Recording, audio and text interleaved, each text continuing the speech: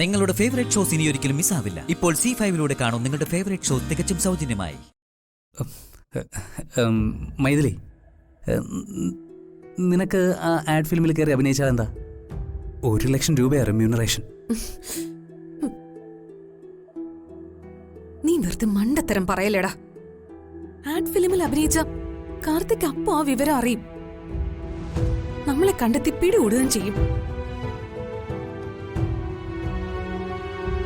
ആ, അത് നീ പറയുന്നത് ശരിയാ. അത് കാർത്തി അറിയും. പക്ഷേ ആ കൂട്ടക്കളത്തിൽ സ്വാമിനാഥൻ സാറ് ഒരു നല്ല മനുഷ്യനാണ്. അയാൾക്ക് നമ്മൾ എങ്ങനെയെങ്കിലും സഹായിക്കാൻ പറ്റും. നീ എല്ലാവരെയും അങ്ങ് കണ്ണു അടച്ച് വിശ്വസിച്ചോ. ഒടുവില് അനുഭവം കിട്ടുമ്പോ പഠിച്ചോളും. എന്താ, അയാള് മോശക്കാരനാണെന്നാണോ നീ പറഞ്ഞു വരുന്നത്? എനിക്കെന്തോ അയാളെ അത്രയ്ക്ക് അങ്ങോട്ട് പിടിക്കുന്നില്ല.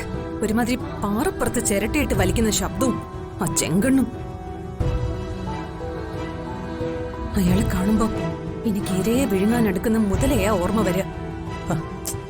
എടീ, നീ എല്ലാവരെയും ഇങ്ങനെ തെറ്റിദ്ധരിച്ചാലോ? തെറ്റിദ്ധരിക്കുന്നതല്ല. പെണ്ണുങ്ങൾ ആണുങ്ങളെ അനലൈസ് ചെയ്യുന്നത് അവരുടെ വാക്കുകൾ കേട്ടിട്ടൊന്നും അല്ല, ആ കണ്ണുകൾ കണ്ടിട്ടാ.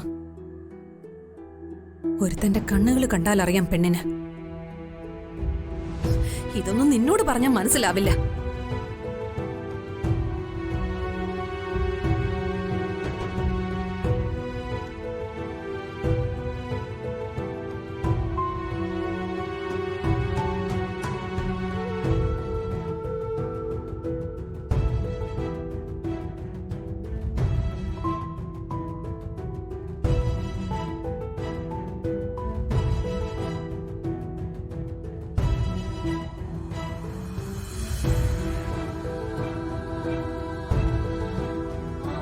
എടീ, നിന്റെ കഴുത്തിലെ താലിമാല എവിടെ?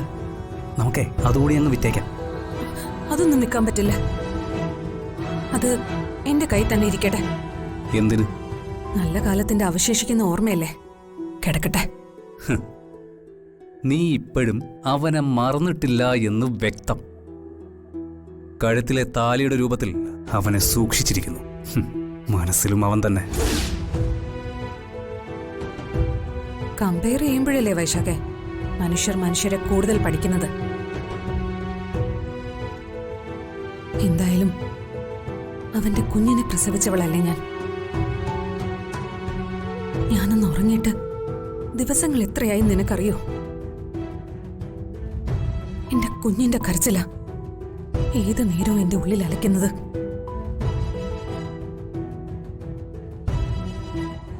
സ്വന്തം കുഞ്ഞിന് വാത്സല്യം പകരാനുള്ള നെഞ്ചകവും വളരാനുള്ള ജീവനവും നൽകാൻ കഴിയാത്ത ഒരമ്മയുടെ വേദന അത് അനുഭവിക്കുന്നവർക്കേ മനസ്സിലാവും.